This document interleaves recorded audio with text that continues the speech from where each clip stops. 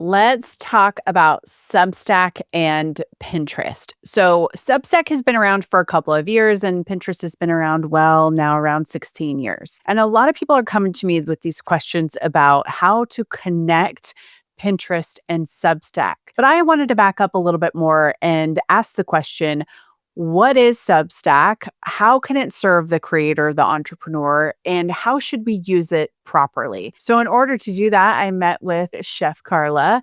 She is all in on Substack, all in on teaching it and monitoring it in every detail. You'll hear more about that in the episode. So, I wanted to talk to her about all these things that I had in my head about what I think Substack is, but I actually don't know, so that I could frame up how to create a Substack Pinterest strategy and to be effective with that. So this episode covers all that you need to know when it comes to connecting Substack and Pinterest. If you want to join the conversation after this podcast, go to simplepinmedia.com and click on SPM Insiders. This is our community. It's really inexpensive, where we troubleshoot all things Pinterest and how it connects out to things like Substack. So look for the link down below in the description in your podcast app or on YouTube. Alrighty, let's dive into the podcast. Carla, welcome to the Simple Pin podcast.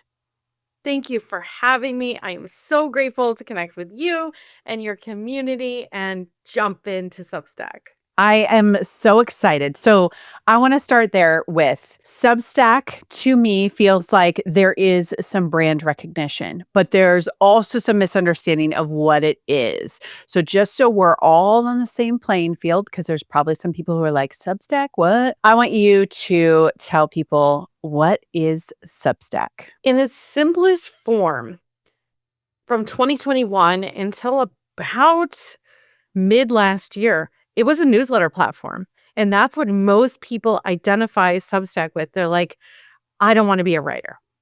But what has shifted, and this is important because they actually changed their LinkedIn bio. And this is really key as a content strategist for me to identify. It says Substack, media app, audio, video. Oh, interesting. So this is an indication to me, and I was recently on, they just launched the Substack recording studio. I asked the question directly, do you prioritize video? Their answer, and I literally have the recording, I'm happy to share this with your community. They said that we will not say that we prioritize it. We will say that we prefer it. Interesting. I know. I was wondering what language you were going to say they used, because they're always kind of a little bit crafty. So with that, for the people who have seen Substack, and I'm putting these words in their mouth, as like a sacred space for writers, how does that feel to them to see video kind of infiltrate and come in? They're not happy. Of course they're not happy, because this was a writing platform. Now, I have been on this platform since 2021. And I've had different iterations on this platform where I literally have deleted an entire publication, started over again in 2023. My podcast lives there. Now, this was controversial to some of my writing friends. When I moved my podcast over in 2024, I saw a tip, and this is why Substack carefully used the language of prefer instead of prioritize, because I saw at the end of 2023, there was a Substack, and I can't remember her name, posted, Substack prioritizes audio 2.5% over written content. Okay. And my content strategist antenna went up, and I was like, okay, I am hosting on a different platform. It's going out to all the places. Okay, I'm going to move it. In 2024, my podcast grew 149%. Wow. In 2025, my podcast, and these are Spotify numbers because Substack is not great at the data.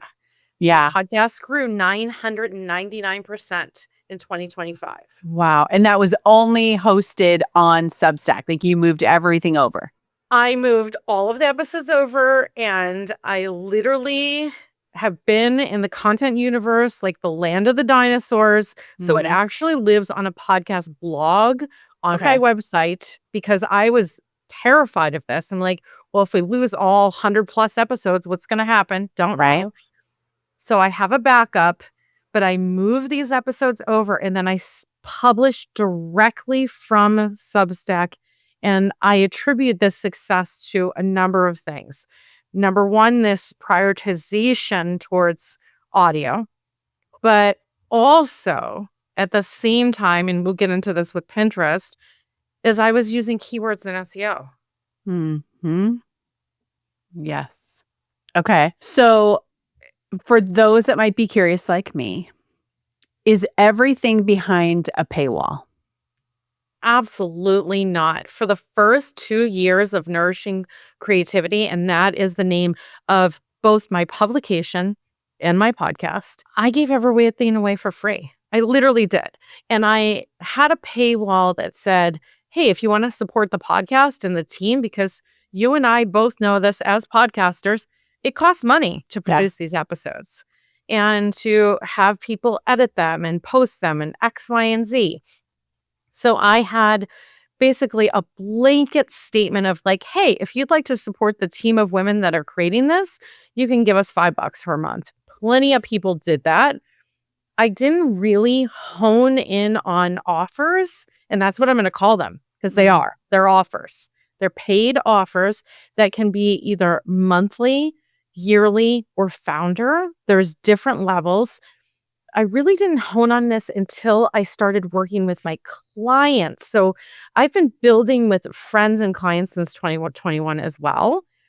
But the clients in 2024 really brought in, this is year 15 of entrepreneurship. So really my entrepreneurship brain, my strategist brain in terms of like, what are the offers that are going to resonate with people? And I feel like 2026 Substack is even further into this because we are saturated with people that are on Substack, saturated with offers and enticing things to do and participate in X, Y, and Z. But I'm like, what are the things that my community actually wants to pay for and also wants to participate, which could be two very different things.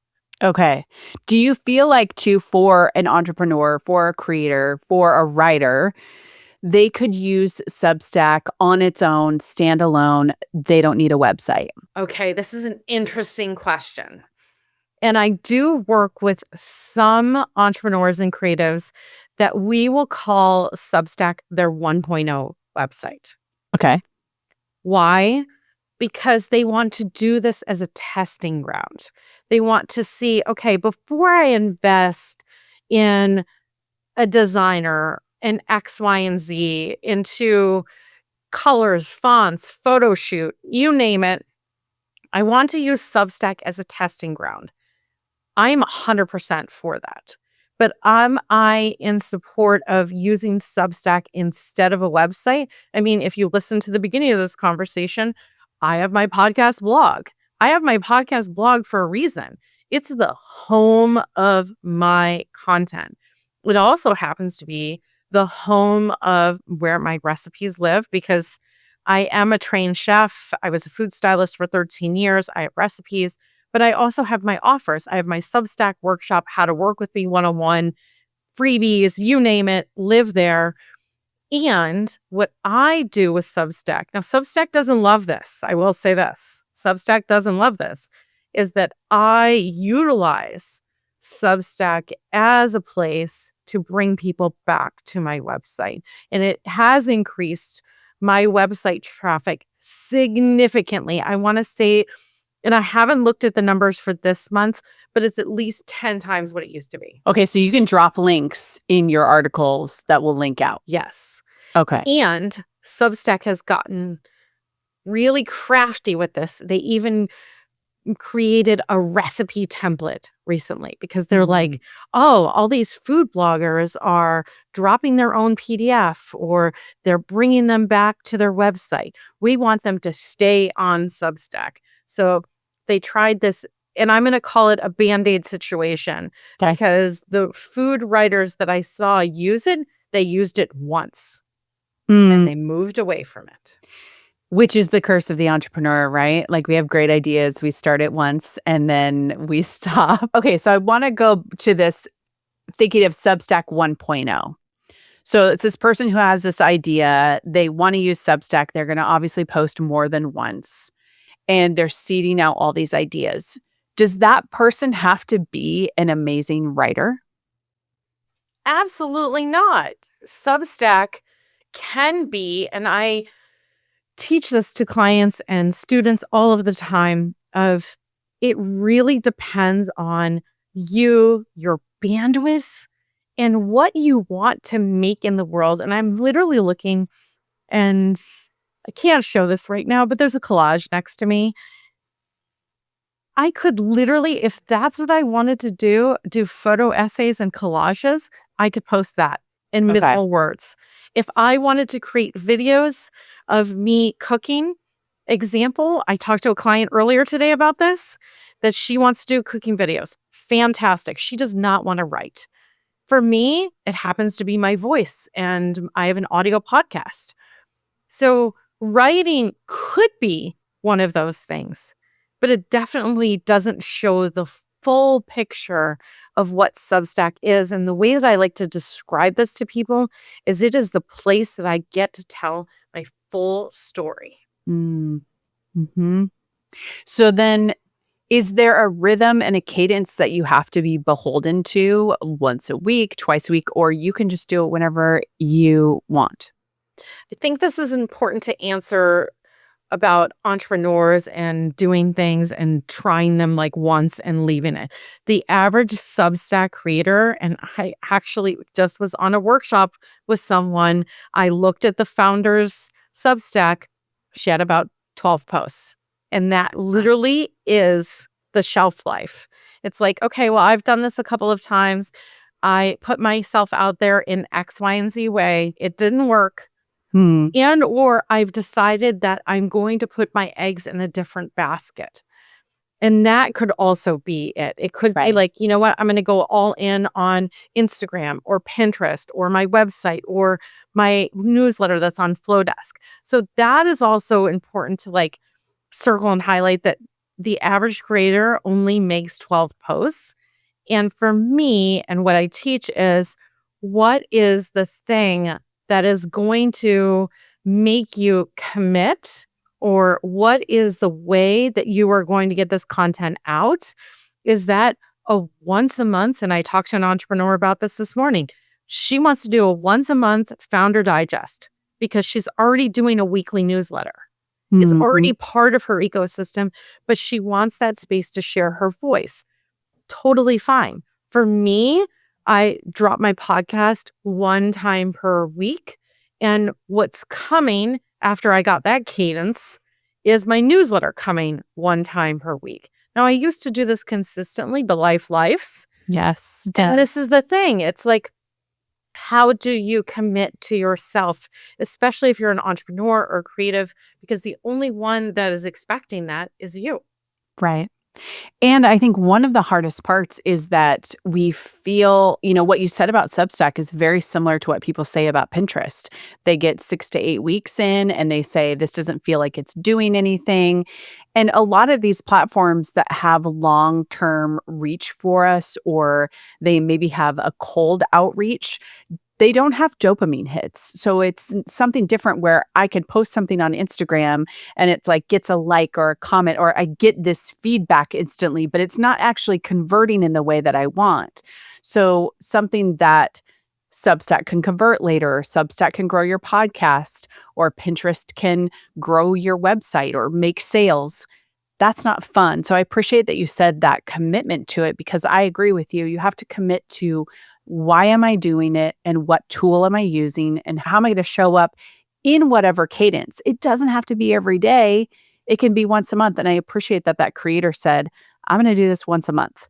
That's totally doable. Yeah. And we should talk about the dopamine hits here, because there is a social component to Substack, which is called Notes. Okay. Notes operates similar to Threads and maybe Twitter back in the day. But I have this from clients a lot. And so I want to like underline, circle, highlight this too. The dopamine hit might not be there in Substack notes. So I like to tell people, if you've gotten one like, treat that like 1,000 likes on Instagram, because this is a newer platform and a lot of people are scrolling on by. They are not hitting the like and comment unless they are in the Substack ecosystem.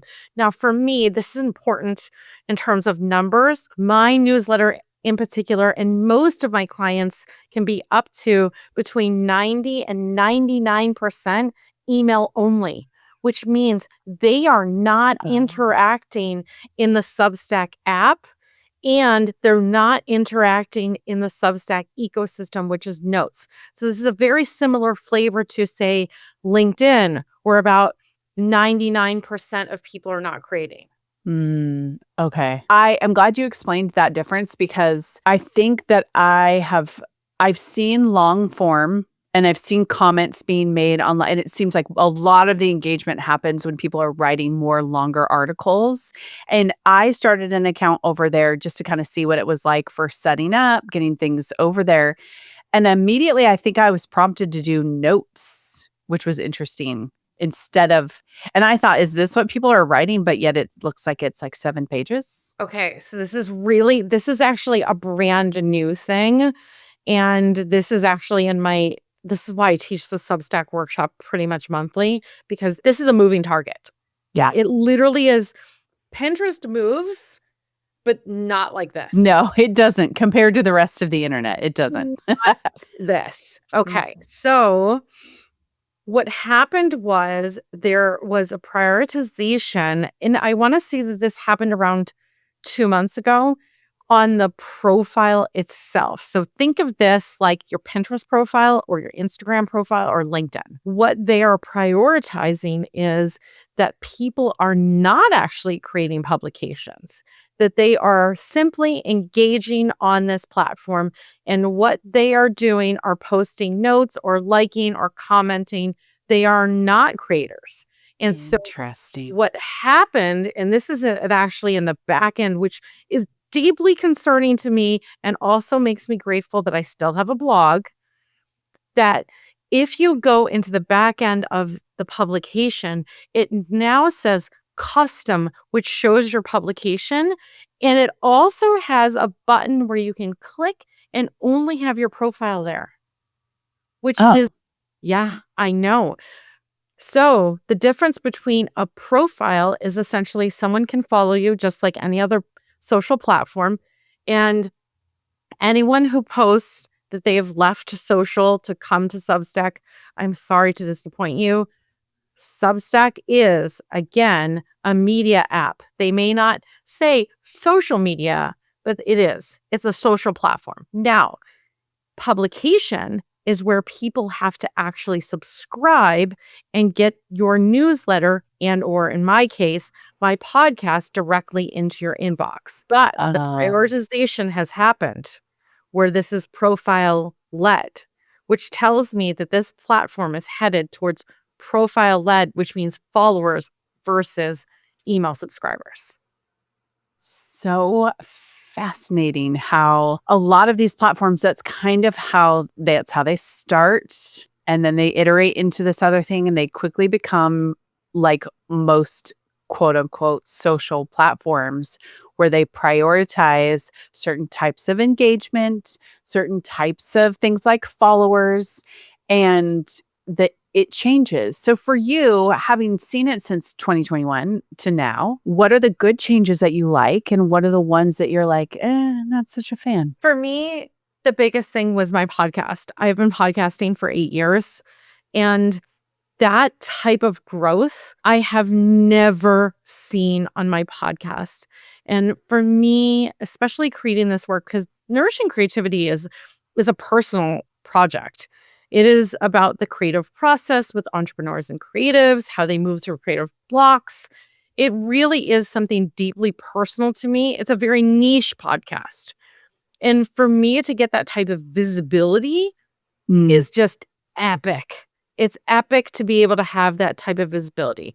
The things that I don't like are the confusion. And this is why I started to teach the Substack workshops and actually started to teach them so regularly, because people are thoroughly confused, especially when they name things profile and publication. The two P's are very confusing. And this is also something that gets deeply confusing is when you're in the dashboard, there's actually two places to create.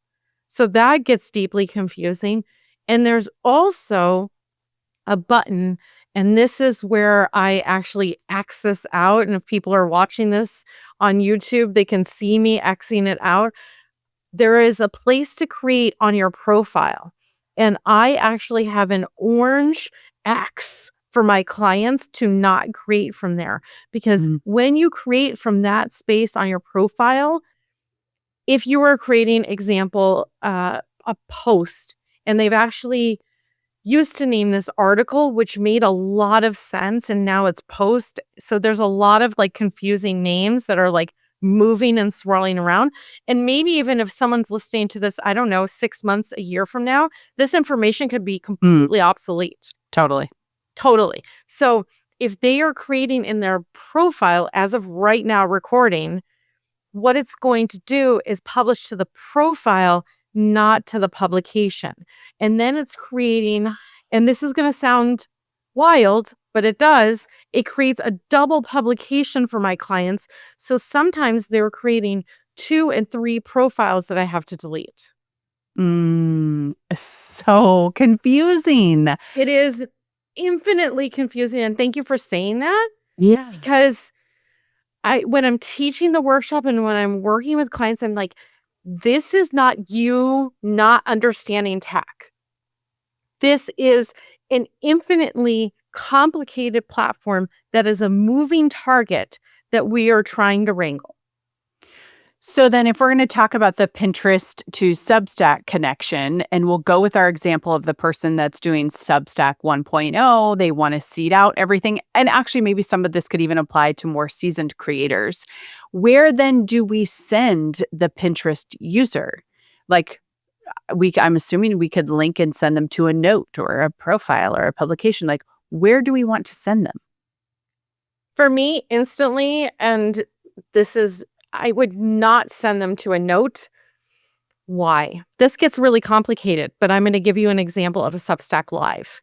So a Substack Live, for all intents and purposes, has a link. And if I shared that link, and I've seen clients do this, in an Instagram story, it will lead me to nowhere. Oh, okay. This is important to know. This is like, and I do say this a lot, and I'm like, underline, circle, highlight, please stop. Do not do this to your note. And furthermore, don't even do this.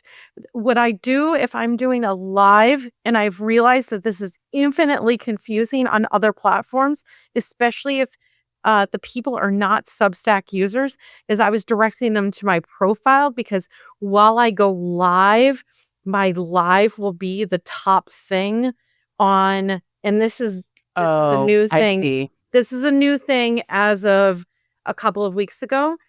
The live will actually replace the top of your publication and show there.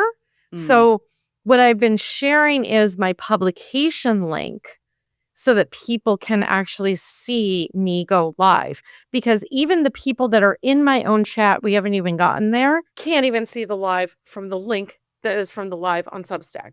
No lives. That's what people need to take away. Yeah, don't do it. Confusing. This is okay. Like, and I do this day in and day out, and sometimes, Kate, when I'm teaching a workshop, sometimes I'm like, oh my goodness, that has moved. Yes. And like, it's very humbling. Again, like, this is moving and changing and evolving. And even though I'm building them day in and day out and working with clients and teaching this, it's still changing. And I'm like, oops, well, all right, give me grace. Yeah. Because I mean, everything's moving at the speed of light. It's like Claude design comes out, and a week later it looks different, and then 2 weeks later it looks different. So totally makes sense. Okay, so we're not linking to a live. We are linking to a post. I Okay. would link to an actual post in your publication. And again, this might be different advice 6 months from now. But what I'm saying right now, and this is why I will say this, and I have strategy behind it. The post does link out. So, example, my podcast post will link out. I could link that to example LinkedIn, and people will be able to land on the podcast. But what I do notice, it will pop up instantly for them to subscribe. That might be a deterrent for people. Don't know. I have tried this with a podcast and actually a paid ad on Pinterest. And Interesting. it did work. Okay. It did work, and it worked really well because I was in a summit, full disclosure. I was in a summit and I was like, I want clicks on this link to show the summit that I've done the work. And yes, did it work? 1000%. So there is some backup here. And also, as we've heard, every single one of my posts links out to my blog. So if something happens to this ecosystem Yep. and something doesn't work or X, Y, and Z, guess what? There's still a link to my blog. And my Okay. blog's always going to be there. Genius. All right. So I want you to back up even more into your Pinterest. Let's talk Pinterest image. You know, I've shared before about putting copy on here, making it look great. Is there any value on that image to letting the user know it's a Substack? Like, no. Okay. Not to me. And also, we have to bring it back to that I am a food stylist for the last 13 years. I'm very attached. It is not the Pinterest strategy here. It is really the aesthetic strategy here of how do I want this aesthetic to look. Okay. It may not necessarily be the most aligned Pinterest strategy. So I will like full disclosure this because of the way that I create. Okay. Got it. Totally fine. And I think actually to your point and what you've just said, I think there's so much value in people hearing that because everybody comes to their marketing holding different pieces of your branding. And that has to go into whatever you're creating, whether it be on Pinterest or somewhere else. So your Pinterest image is a representation of your brand, of you, of the things that you prioritize and value. And that is okay. And there's not this one right way to do a Pinterest image, but there is a one right way when it comes to you and your brand and what's converting. And you can make minor tweaks here and there, you can adjust, but whatever it is, the goal is you want to take that Pinterest user to your post on Substack. You want them to read it. And now there's another opportunity to come to your website. So with that, you talked about using keywords on Substack. I'm assuming you're using keywords then on Pinterest to try to get in front of them and connect the dots. Yeah. I mean, this is the whole thing. And this is the thing that I really focus in on, which is honestly not the sexy part of writing a title for Substack. And some of my clients, again, to bring it back to the aesthetic and the way that aligns with your brand and X, Y, and Z, for me, I am very focused in on what are my keywords, what are the SEO, what are my users, clients, podcast listeners, etc. looking for, because what I am in service of, and even so much so my profile description on Substack is in service to the people that are going to read that publication, as opposed to, now I have a lot of accolades. Like I could list them all out. But for me, I have listed first is a nod to the publication, a space to nourish your creative dreams. Like it says creative projects and dreams. So it's first about them, then it's about me. And then it's like, oh, okay, I'm a strategist. I'm this. I was on Chopped. People love to hear this. And they're instantly going to follow me most of the time based on Chopped. Yeah. But I mean, this is the thing is like, how do you create in a way that brings people from their journey? because it's not about you.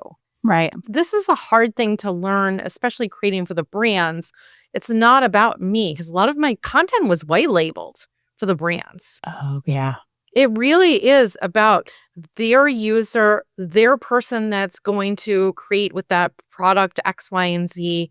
It's not about me. And your content, as much as it could be your heart, your soul, your art, your projects, whatever you're selling, it really is about their experience. Yeah. That's a mic drop right there, Carla. Okay, so if somebody is become Substack curious and maybe they've listened to this podcast, so they're already into their Pinterest marketing. Let's say they have their website and they are looking for a new door to open and they are exhausted with Instagram. They don't want to do TikTok. They're feeling like there's this other avenue. What would you say would be the first couple of things that they need to do to begin to crack open the Substack door? I had minimum create a profile on Substack, because with the profile, and if you've made it this far in the podcast, you know that there's a prioritization on the profile. And the way that you can do this is simply like LinkedIn, Instagram, TikTok, wherever you are, create a profile, have a picture. Now, the banner has changed, and that's a recent change as of 2 days ago. So I'm not going to talk about that. That changed. So you used to be able to put a picture that aligned with your brand. You can't do that. They pull it from a publication or they give you new dimensions to create a banner. I say one link. This is controversial and my clients do not like this. Okay. Where is the one place that you want people to land? And that is the link that you use. So for me, example, it's Work With Me. They land on the Work With Me. They can access the workshops. They can access how to work with me one-on-one. But guess what? All my social things are there. Why am I listing out 15 different things? The chances that they're going to land on my website with the one link, I feel like I did this on Instagram a long time ago, and I had 495% increase in website traffic. Yep. Mm-hmm. Because people don't want to have to click around. They don't want to have to dig. I just want one link and then it gets me all the information I need to know. Yeah. Yeah. Mm-hmm. So I don't do a link tree, none of it. Okay. And once you create that profile, so you're going to have your picture, you're going to have whatever Substack has decided is a banner or whatnot. We don't know. Then you're going to have your one link. Then you literally are going to start subscribing to publications and or following people depending on what your bandwidth is. And you could create Substack notes without having a publication, which means that you can share pictures, you can share videos. And there is a very strategic way to grow your community is to restack other people's content, which, we've been doing restacking and sharing since Twitter and Tumblr. Yeah. Mm-hmm. Okay. You've got me so curious. And, I have Simple Pen Media and then I have kateall.com, and Kate All is where I'm doing a lot more experimenting with this. I did get a profile after you and I had our initial conversation. I didn't do anything with it, but you've talked a little bit about your workshops and you've talked about feeling passionate, or not feeling, you are passionate about helping people understand Substack. And what I love about a lot of what you shared feels very similar to me in my journey with Pinterest is we want to pay attention to what corporate is saying. We want to pay attention to the language that they're using, because this gives us the cues as marketers to know how to work with them, not against them. It's like, sure, we might not love that notes or whatever are prioritized, and we might not love these things that video is preferred. But in order to understand how to be a good marketer, you have to pick up on these things. So where can people go to work with you? I'm assuming it's going to be the Work With You link, but talk to me about your workshops, because I think those sound intriguing even to me as I'm thinking about diving into Substack. So I have everything, and you're right. I have one link. It's carlacontreras.com/gift. And there was a Substack 101, but it's obsolete. So I'm creating a new Substack profile workshop that will live there. It's going to be completely free. And then you'll have all my links. The workshop, I have build your Substack in a day. I've done this for almost 2 years, and I've taught this in so many different ways, but I've realized that my community gets to get the updates monthly because this is a moving target. This really goes, and Kate, I have no interest in having a membership as of this recording right now. So when they purchase the workshop, you get the updates. Like, that's just the way I like to roll. That's the way I like to run my business. Yeah. You buy the workshop once, you get the updates. I have people that have literally come back like a year later and they're like, what is going on with this platform? Everything that I learned doesn't make sense. So that's why we do that. Yeah. And then I have my founder level as of right now on my Substack, and I do this strategically. It's the only place that you can have a 30-minute call with me. So the founder level, and I don't feel like we got into paid of like monthly, yearly, and founder of like, what does that mean?